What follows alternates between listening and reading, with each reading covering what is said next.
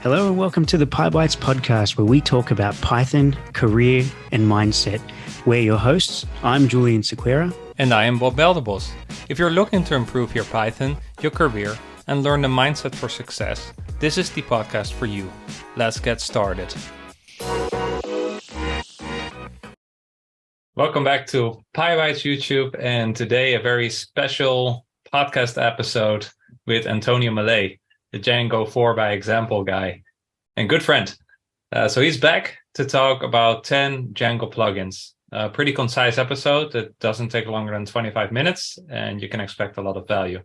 And we actually did it together here at the beach. So that was just extraordinary. But at one penalty hit, that the audio is not 100% great. So if you listen to this in your earbuds and when walking around, maybe switch over to YouTube. See us there on the beach talking together, and hopefully that makes up for a little bit loss of the sounds because we were in a cafeteria. So there was, of course, some background noise. We did have the microphone. You don't see it on the screen, but we had that plugged in above our heads. So that's just a warning up front.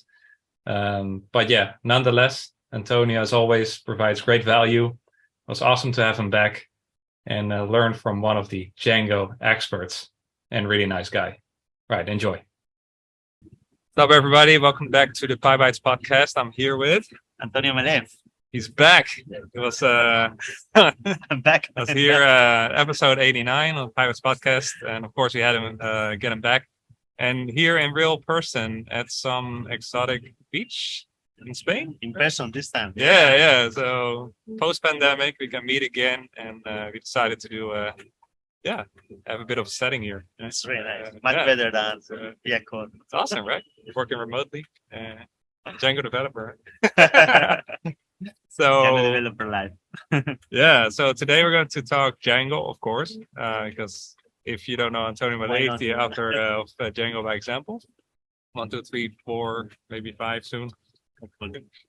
And so last episode we already dove into his career and what he does. So I'll refer back to 89. This episode I think we just going to keep it quite technical, right? We're going to talk Django plugins, and I think that's it, right? So that's it. Short technical episode. And, it goes through some different Django plugins that I usually use in my developments. And hopefully those are also useful for you guys. Yeah.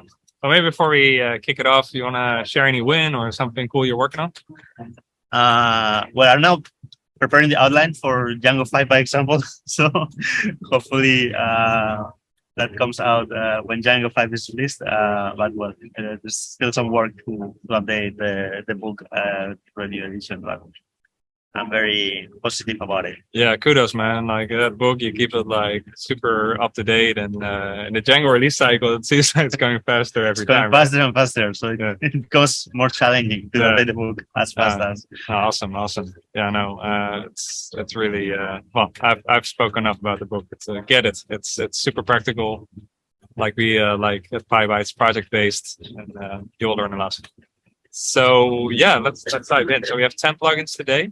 So your favorites, and let's dive straight in, right? So number one, numero uno. Number one is Debug Toolbar. It's difficult to configure. No, it's easy to configure, but almost everybody runs into some problems with the statics or with something in order to show the toolbar. But still, it's really useful tool to debug Django, and especially when you are debugging SQL queries from your views, but as well in your templates, because sometimes you start accessing related objects and templates and you don't realize that you get with the N+1 problem with Django. And it's really useful to debug SQL, but as well it gives information about the CPU load and templates used during the rendering and the signals that have been triggered. So that's really, really useful. Yeah, it's a must-have for any Django developer, right? Definitely. Especially for the SQL queries. And I think around this episode, I will actually do a little demo on YouTube on the N+1 problem, what it means, and how to solve it, and hence how you can debug it with the toolbar. Maybe also video on how to install the toolbar, because pretty meta, right? Like 10 minutes ago, we were actually debugging the debug toolbar.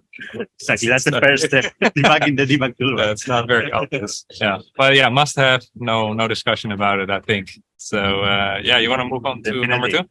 Number two is REST framework. I think nowadays everybody uses builds REST APIs, has to build any kind of JSON-based API for the developments. And it's a really useful tool because you can basically create REST endpoints around your models, and it gives you everything you need from serializers, validators.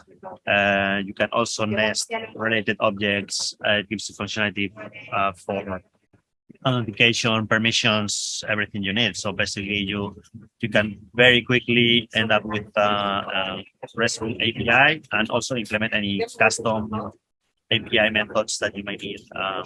Really useful. Plus, you get also things like caching and even throttling, which I think is also very useful to protect APIs against attacks. So you can also set up your API throttling and thresholds very easily. Yeah. And number, but yeah, no, and I think when you go Django, right, like Fast API for people newer, Fast API is the big API framework right now, right? But if you have to use Django, then yeah, it's probably better to go with Django REST. Yeah. I mean, you would go for Fast API if you're building something very API oriented and you want to build very fast. But if you want as well to take advantage of the other functionality that Django provides you with, then REST framework is the choice. Awesome, cool. So number three, I think you had Django Channels. That's relatively new, right? That's relatively new. True. Not well. Now Django provides asynchronous functionality, supports SDA, and as Django Channels provide you with traditional functionality that extends Django async capabilities. So it's very easy to implement things like WebSockets, to subscribe to channels, and then send information real time. And you can use Redis as a channel layer to exchange messages. So I also recommend Redis with Django, not only for caching, but as well to use all the functionality that Redis provides with specific field types that are very, very useful for development. Plus, as well, you could use it as the channel layer to exchange messages with Django Channels. Yeah, that's good to know, because we were following your book with a client and setting up chat, and we definitely needed Redis, and I think you also need Daphne for deployment, then, right? Yeah, Daphne helps with it's the SCI right server. Yeah, you will need any kind of SCI server deployed. So yeah, channels is cool in chat, but it does involve a bit more of the tooling around it. Yeah. Exactly. Cool. Celery. Celery is a must. Extra veggies. Extra veggies. I think Celery is a must as well in any Django application, because as soon as you want to send an email to a client, and you don't want to stop the view execution because of that, right? Or any other asynchronous tasks that you want to execute, then you need to use Celery as very soon. And you can either use it with queue backends like RabbitMQ or Redis. And it's really cool because you can also implement retype policies for failed tasks very easily. And there's this other package called Flower to monitor Redis. That's Celery tasks. That's also very useful to see what's happening behind the scenes. And you can also schedule tasks with Celery bit. So it's really, really useful.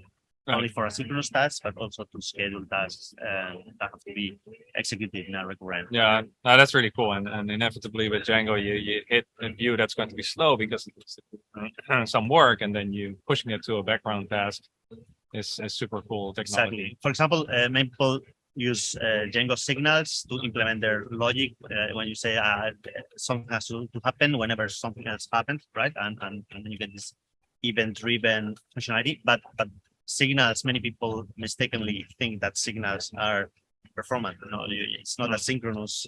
It's synchronous, basically, the execution of Django signals. So if you have to use Django signals to do anything asynchronously, then you need to create a synchronous task with Celery and then run your task with delay on your signal receiving. Cool. So it's very useful for those. Yeah, we use it for iron scribe, right? When we're transcribing a video that takes some time, so we push it on the task queue, and then you get an email when it's done. Exactly, it's super useful. You're going to run into it with Django. Yeah, with bigger projects. Right, 5 Django. Extensions. Django extensions. Django extensions has been out there for many years already, and I initially used it to graph models with GraphQL. There's a specific command to create a graph of your own all of your models. It's very useful when you have an application with a lot of different apps and models, and it's a good way to keep your documentation updated about the models that you are using, etc. So it's a very useful tool to just create draft of all your models with just one command. Mm-hmm. And then you get as well things like Run Server Plus, which allows you to run the Django development server with an HTTP and SSL certificate that's automatically generated. So you get to access your Django development server through HTTPS, which you may need sometimes. For example, if you are doing things like social authentication, certain platforms might need an HTTPS URL for the callback or anything like that. So then you can test your local deployment with HTTPS. Of course, you shouldn't never use Run Server for your production environment. Right. But it's a good functionality to have as well. Yeah, was there also the plugin that comes with Shell Plus? So that you have a more robust Django shell? Yeah, true. Yeah. No, it's very useful as well. Okay, cool. So 6, Django allauth, social-auth. Number 6, we have, for number 6, I have two options. One is Django allauth, the other one is social-auth. Both give you social authentication backends with auth2, and very useful if you want to implement social authentication in your platform. And both I've been using one or the other one, depending. But both are very useful to implement social authentication with Google, Twitter, any kind of auth service.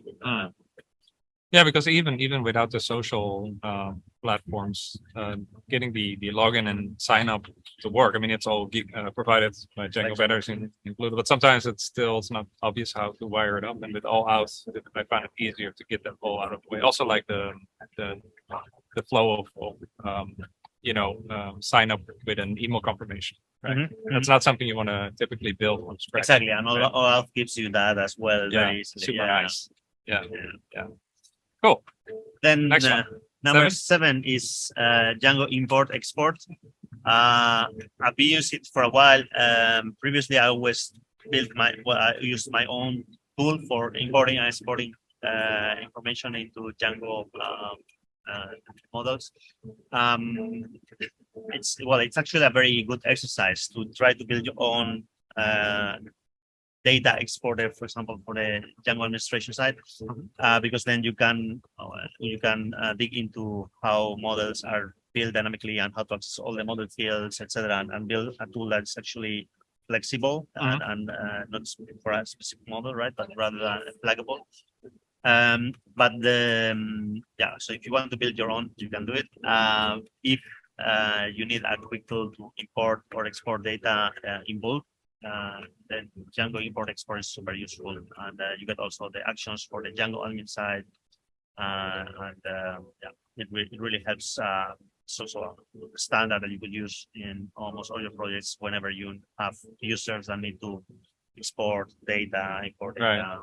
It's very cool. That's good to know because I usually use or Django command or Django fixtures. So, generating JSON files and importing them. But then this plugin gives you more like the UI around it. It's integrated in the admin, right? So Exactly. So you get both methods that you can use, but you can also integrate into the admin side, and I find it very useful for admin users. Very easily they start asking for how can I export this to Excel or to a CSV file. So you could also use it as standard for all your Django admin models, and provides default export functionalities or import functionalities in all of your admin models in the in the admins. very useful. Yeah. All right. Number 8. Super Number 8 important. is Sentry. Sentry is a tool I love. It provides you with error monitoring, very useful for production environments, very easy to set up, and you have Sentry both as an open source tool, and they also have some kind of free hosted service in the cloud.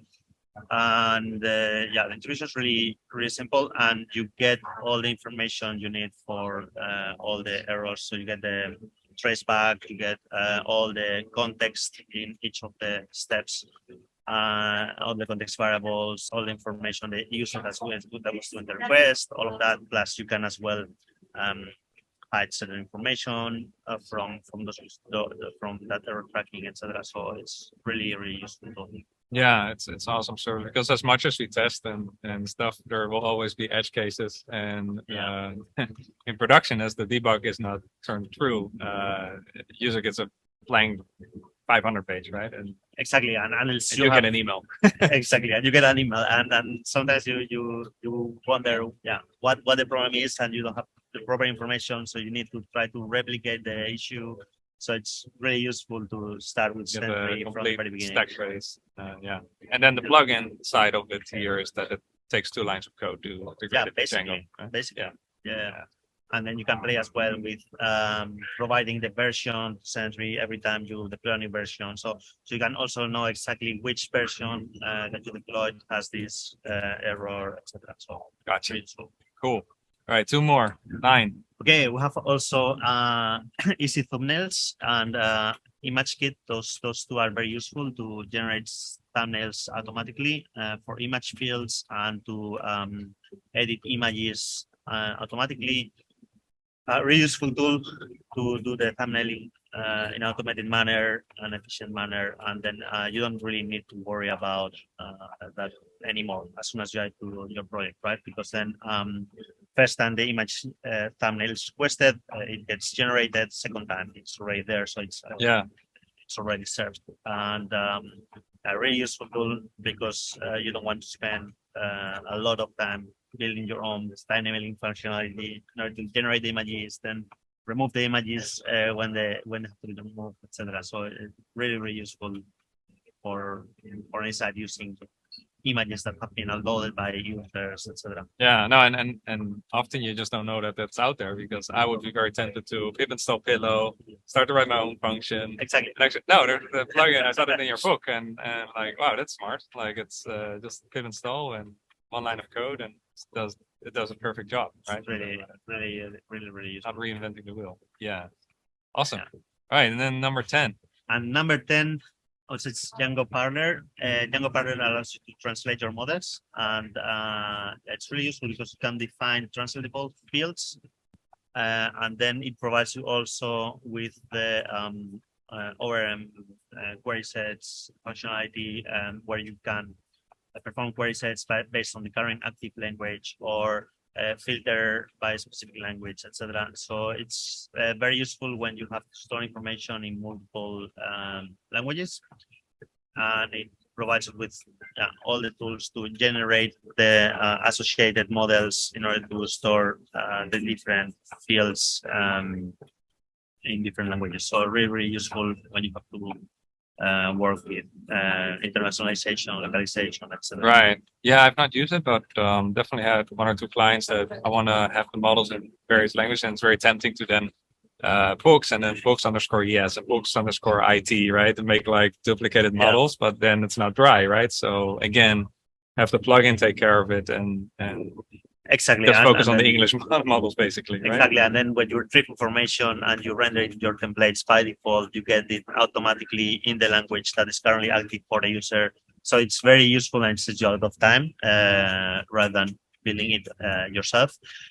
And as well, you get the full admin functionality. So that you get multiple tabs to edit the model in the different languages. And you can play with certain fields that are not translatable, plus all the fields that are translatable. And it gives a lot of flexibility. Yeah. Really Cool.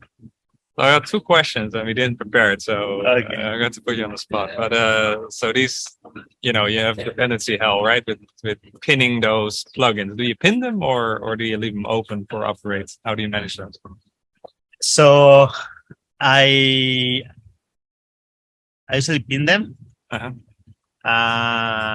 Yeah, I would say most of the time I usually get Okay. Just to make sure that they're not a compatibility issue with other plugins, right? Exactly. Or requirements. Exactly. Yeah. Exactly. Just to make sure there are no issues with requirements, and then eventually I upgrade and etc. Yeah. Okay. And the other question just occurred to me, right? So maybe it's a dumb question, but is there like plugins? I mean, they're great, not reinventing the wheel, but sometimes, the maintainability of it. Is there also a case in Django, one example, where you don't use a plugin? You said like, I definitely going to write them. So it depends a bit on, like for example, if there's something that will be very core to what you are building, right? And sometimes it's a plugin for that, but you maybe don't need as much flexibility or as much functionality as the plugin provides. But you need the queries to be more performant or anything like that. I'm thinking, for example, about an event system. There was a time I built an event system myself because I found like the options that I had were not as performant as what I needed. And on the other hand, it would be very core to my application, right? So in that case, I built it myself. But of course, many times you have to think about, can I just start using a plugin and I start with that, and then eventually I might build my own functionality if I need, or if you have to build on your own directly. I would say most cases you can start with a plugin. Maybe you can always use the plugin forever, and only if you need to add more functionality or make it more performant for specific scenarios, etc., then build on your own. Yeah, that's a great point. So get it working first and fast, and then you can always later swap it out. Take another build decision something, and build something. And one consideration then is the performance, right? When you need to go almost like Python and C plugins, C extensions. Yeah, right? exactly, Like, exactly. Yeah, because in the end, the plugin, in the end, you need to cover a lot of different use cases. So basically, the plugin starts getting bigger many times in order to cover these different use cases requested by users, etc. And it's true that at some point it gives a lot of flexibility, but on the other hand, it might not cover very well your specific use case, or it might not be as performant as you would like to be, or anything like that. Right? Yeah. But this is a decision that you wouldn't take at the very beginning. At the very beginning, just start with any plugin that gives you functionality, or only build it on your own if it's really something simple that you can build fast. And you usually don't have to worry if your SaaS app only has one user. So, and there's not first get it deployed. there's not much to think about. Exactly. Yeah, cool. No, this is super helpful. Thanks for sharing. And anything I left out, or you want to add to this, or? No, I hope this list was useful for, and you hopefully someone might get to know another plugin that they didn't knew about. So yeah, hope it's useful for all viewers. I definitely learned a couple of new things. So thanks. Yeah. Lastly, you want to share a book? Are you reading? Yeah, so I'm reading Natch by Richard Thaler and Cass Susten, and it's about nudge theory.